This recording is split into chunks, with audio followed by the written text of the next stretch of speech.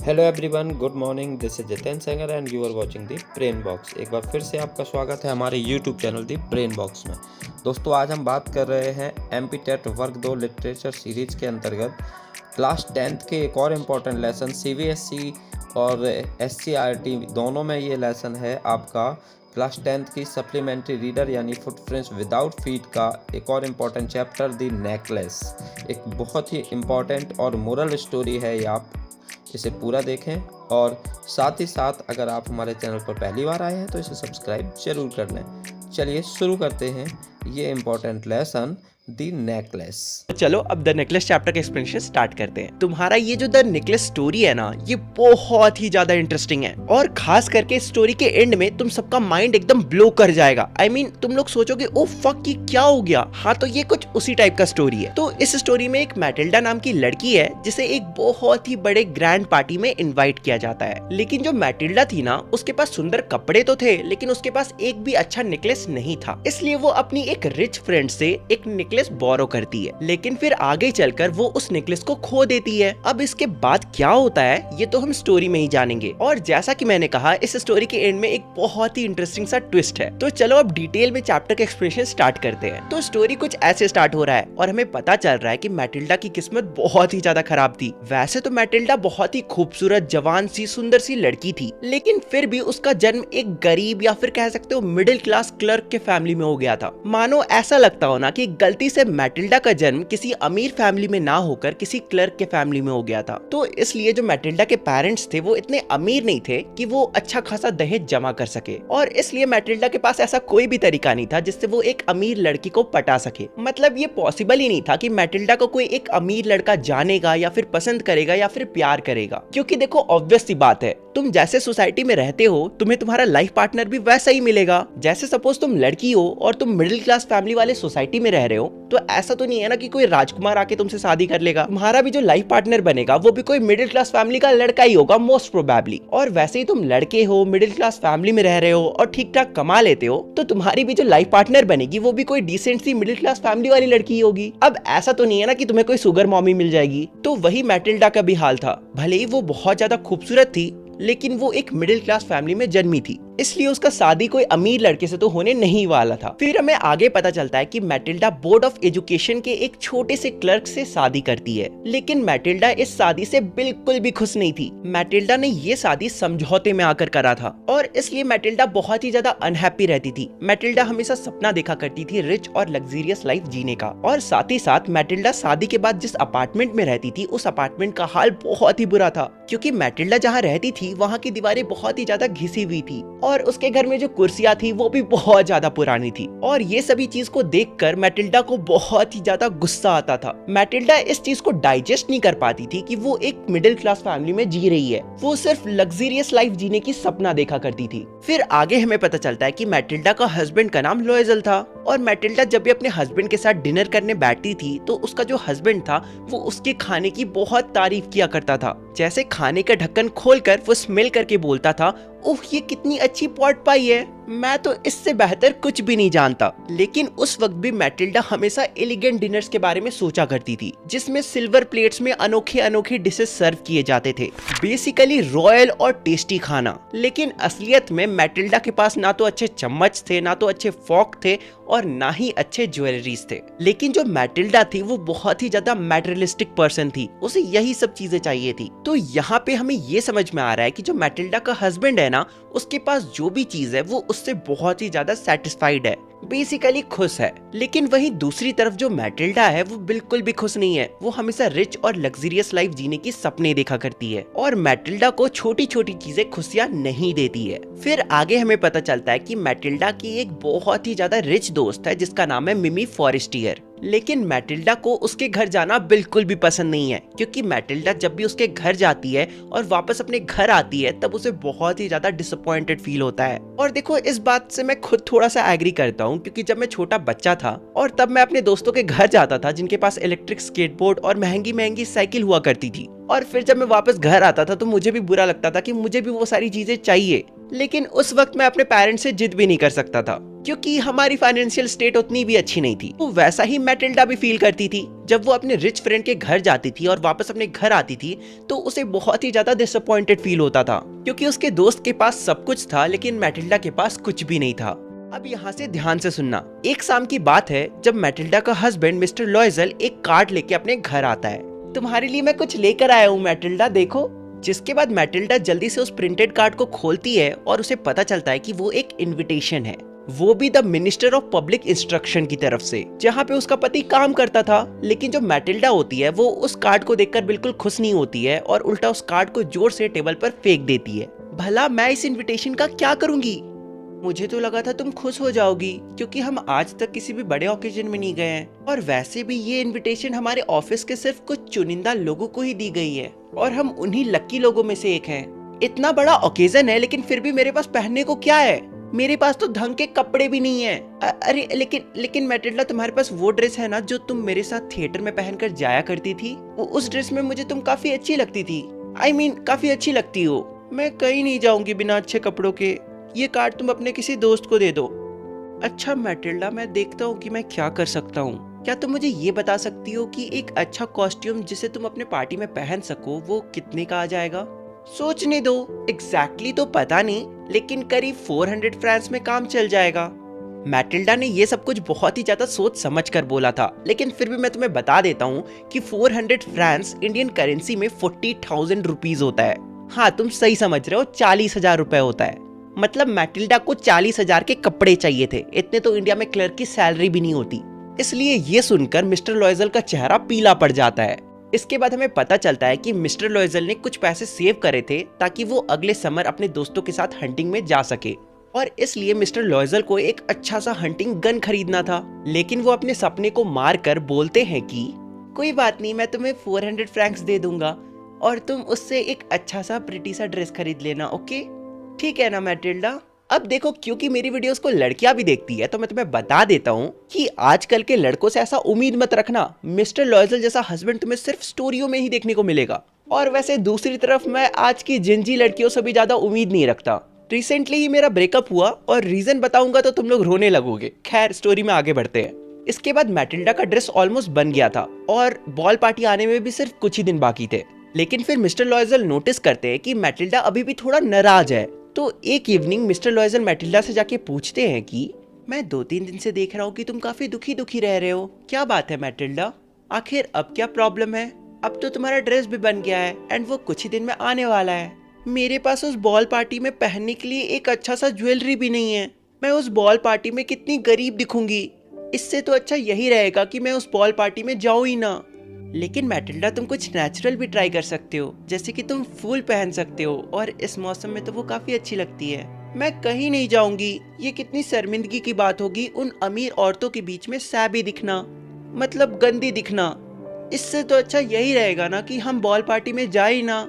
अरे हम तो भूल ही गए, वो तुम्हारी एक रिच दोस्त थी ना, क्या नाम था उसका? मिमी फॉरेस्टियर। तुम उससे एक दिन के लिए कोई ज्वेलरी क्यों नहीं मांग लेते? तुम पार्टी में पहनकर चलना और अगले दिन जाकर उसे रिटर्न कर देना। और फिर क्या, मैटिल्डा अपने दोस्त के घर जाती है, मतलब मिमी फॉरेस्टियर के घर जाती है और उसे सारा सीन बताती है और फिर एक नेकलेस के लिए डिमांड करती है।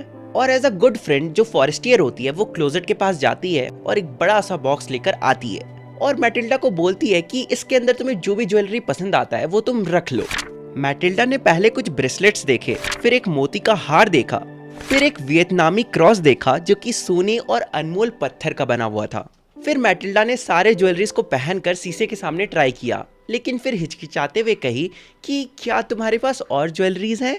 तो मिमी फॉरेस्टियर कहती है कि अरे हाँ, खुद देख लो, मुझे नहीं पता इनमें से तुम्हें क्या पसंद आएगा। तभी मैटिल्डा ब्लैक कलर का सैटिन का डिब्बा देखती है जिसके अंदर एक बहुत ही खूबसूरत सा डायमंड नेकलेस था। और जब मैटिल्डा उस डायमंड नेकलेस को बाहर निकाल रही थी तब उसके हाथ कांप रहे थे।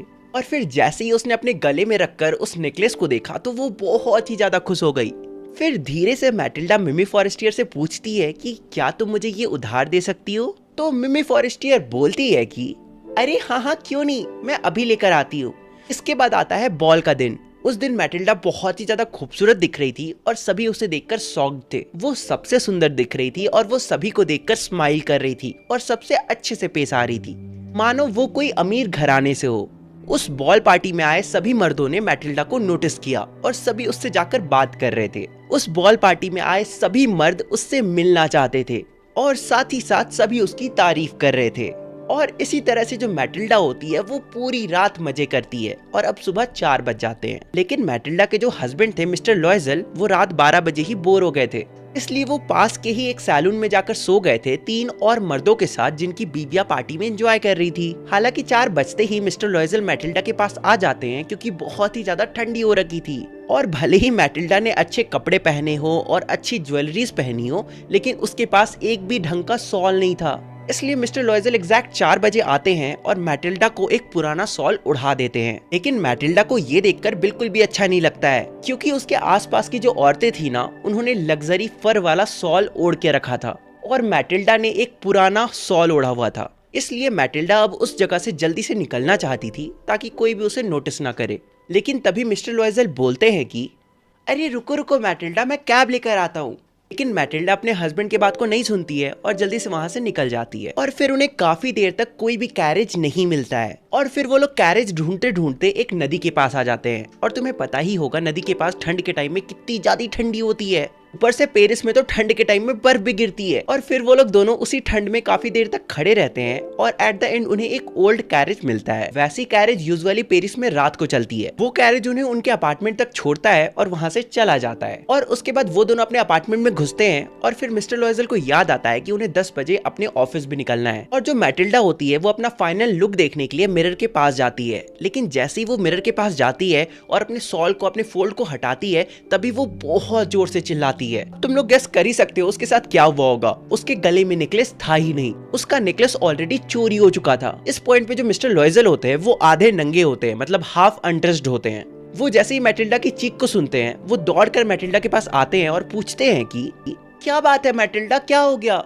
मेरे पास अब मिमी फॉरेस्टियर की नेकलेस नहीं है। ये कैसे हो सकता है? ये तो मुमकिन ही नहीं है। इसके बाद दोनों मिलकर नेकलेस को हर जगह ढूंढते हैं, पॉकेट्स में, फोल्ड्स में, हर जगह पर, लेकिन उन्हें वो नेकलेस कहीं पर भी दिखाई नहीं देता है। फिर मिस्टर लॉयजल पूछते हैं कि मैटिल्डा, जब तुम मिनिस्टर के घर से निकली थी, क्या तब तुम्हारे पास नेकलेस था?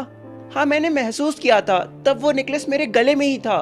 अगर नेकलेस चलते वक्त स्ट्रीट में गिरता तो हमें सुनाई देता, लेकिन हमें कुछ भी सुनाई नहीं दिया। इसका ये मतलब है कि वो नेकलेस जरूर कैब में ही छूट गया होगा, जिस कैब से हम घर आए थे। मैटिल्डा, क्या तुमने कैब का नंबर नोट किया था?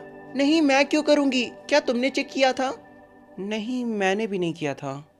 इसके बाद दोनों जाकर पुलिस कंप्लेंट करते हैं और उसके बाद न्यूज़पेपर में एडवर्टाइजमेंट भी छपवाते हैं।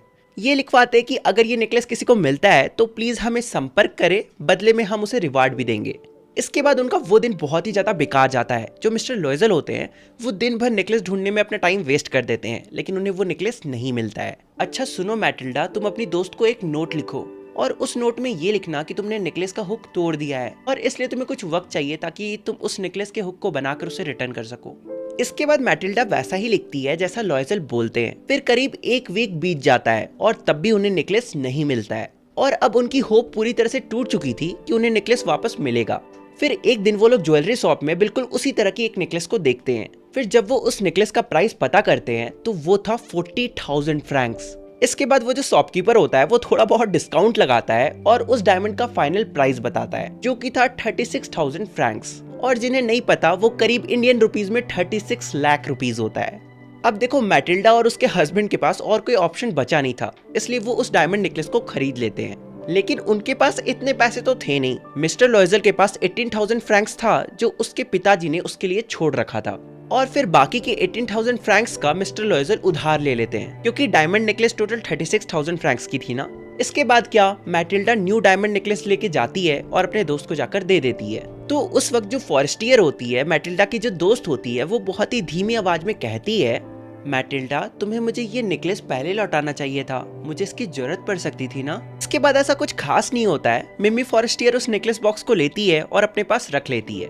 वो इवन उस बॉक्स को खोल करके देखती भी नहीं है। अब अगर तुम सबको लग रहा है कि यहाँ से अब तो सारी प्रॉब्लम खत्म हो गई, तो ऐसा कुछ नहीं है। यहाँ से तो मेन प्रॉब्लम शुरू होता है। मैटिल्डा को अपने घर से मेड को निकालना पड़ता है, क्योंकि उनके पास अब इतने पैसे नहीं थे कि वो कोई नौकरानी रख सके। अब मैटिल्डा को सारा काम खुद से करना पड़ रहा था। कुछ ही वक्त बाद मैटिल्डा को अपना अपार्टमेंट भी छोड़ना पड़ता है, और फिर एक छोटे से घर में जाकर शिफ्ट होना पड़ता है। अब उनका जो लाइफ था वो बद से बदतर हो चुका था। मैटिल्डा जो पहले लग्जरियस लाइफ जीने की सपने देखा करती थी, वो भी जब वो मिडिल क्लास की थी, अब वो ना घर की रही थी ना ही घाट की। अब मैटिल्डा को खुद से बर्तन और कपड़े भी धोने पड़ते थे, और साथ ही साथ ये कम नहीं था जो उसे हर सुबह पानी लेने सड़क पर जाना पड़ता था और फिर पानी को ढोकर वापस अपने घर तक लाना पड़ता था। और मैटिल्डा की लाइफ अगले 10 साल तक बिल्कुल ऐसे ही चलती है, क्योंकि उन्हें 10 साल लग जाते हैं बचे हुए 18,000 फ्रैंक्स को कलेक्ट करने में, जमा करने में और उस नेकलेस का कर्ज उतारने में। लेकिन इन 10 सालों में जो मैटिल्डा थी वो पूरी तरह से बदल चुकी थी।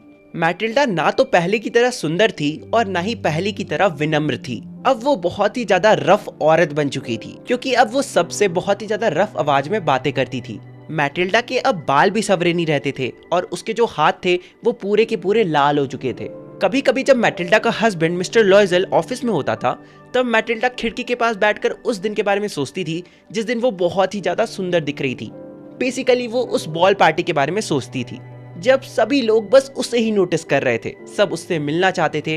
वहां पे जितने भी मर्द थे सभी उसे अप्रोच कर रहे थे। वो ये सोचा करती थी कि अगर उस दिन वो नेकलेस नहीं खोया हुआ होता तो आज उसकी लाइफ कैसी होती। वो ये भी सोचा करती थी कि ये जिंदगी कितनी अजीब है ना, एक छोटा सा इंसिडेंट लाइफ में कितना कुछ चेंज कर सकता है। इसके बाद हमें पता चलता है कि मिस्टर लॉयजल का भी जो पिछला 10 साल था ना, वो कुछ खास नहीं गया था।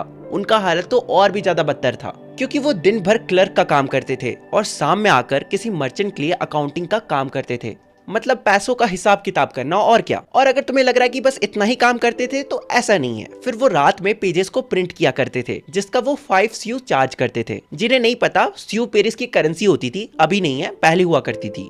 तो यहाँ पे तुम सबको ये समझ में आ गया होगा कि पिछला 10 साल मिस्टर लॉयजल और मैटिल्डा के लिए कितना ज्यादा हार्श था। एक छोटे से इंसिडेंट ने उनका पूरा जिंदगी बदल कर रख दिया था। मैटिल्डा को एक छोटे से घर में रहकर घर का सारा काम करना पड़ता था, पूरा घर अकेले संभालना पड़ता था, और मिस्टर लॉयजल को दिन रात काम करना पड़ता था ताकि वो कर्ज चुका सके। और इन 10 सालों में सब कुछ बदल चुका था। अब देखो, अब जो इंसिडेंट होता है ना, इसे ध्यान से सुनना, तुम्हें बहुत मजा आएगा। एक संडे मैटिल्डा वॉक पे जाती है चैम्प्स एलिस नाम की जगह पर। तभी वहां पर उसे मिमी फॉरेस्टियर दिखाई देती है। 10 साल बाद भी जो मिमी फॉरेस्टियर थी वो बहुत ही ज्यादा खूबसूरत दिख रही थी, बहुत ही ज्यादा ब्यूटीफुल दिख रही थी और बहुत ही ज्यादा यंग दिख रही थी, और साथ ही साथ बहुत ज्यादा अट्रैक्टिव भी थी। मैटिल्डा सोचती है कि अब तो उसने डायमंड का कर्ज दे दिया है, तो अब तो वो उससे फेस टू फेस जाकर बात कर ही सकती है। इसलिए वो हिम्मत इकट्ठा करती है और मिमी फॉरेस्टियर के पास जाकर बोलती है कि गुड मॉर्निंग जिनी, मुझे लगता है आपको कोई गलतफहमी हुई है, मैं आपको नहीं जानती हूँ। अरे नहीं नहीं, मुझसे कोई भूल नहीं हुआ है, मैं मैटिल्डा हूँ, तुम मुझे जानती हो। ओह माय पुअर मैटिल्डा, तुम इतनी कैसे बदल गई? सच कहूँ तो ये सब कुछ तुम्हारी वजह से हुआ है। याद है तुमने 10 साल पहले मुझे डायमंड नेकलेस दिया था और मैंने उस नेकलेस को खो दिया था, और फिर हमें 10 साल लग गए उस डायमंड नेकलेस का कर्ज चुकाने में। मैटिल्डा, भला मेरी वजह से तुम्हारी ये हालत कैसे हो सकती है? और रही नेकलेस की बात, वो तो तुमने मुझे रिटर्न कर दिया था ना? नहीं नहीं, तुम्हारे पास जो डायमंड नेकलेस है वो बिल्कुल वैसा ही डायमंड नेकलेस है जैसा तुमने मुझे दिया था। मुझे ज्वेलरी शॉप से तुम्हें नया डायमंड नेकलेस खरीद कर देना पड़ा था, जिसके वजह से पिछले 10 साल से हम कर्ज में थे, और उसी वजह से मेरी ऐसी हालत हो चुकी है। ओह माय पुअर मैटिल्डा, मैंने जो तुम्हें नेकलेस दिया था ना, वो असली नहीं थे, वो नकली डायमंड नेकलेस था, और उस नेकलेस का प्राइस तो 500 फ्रैंक्स भी नहीं होगा।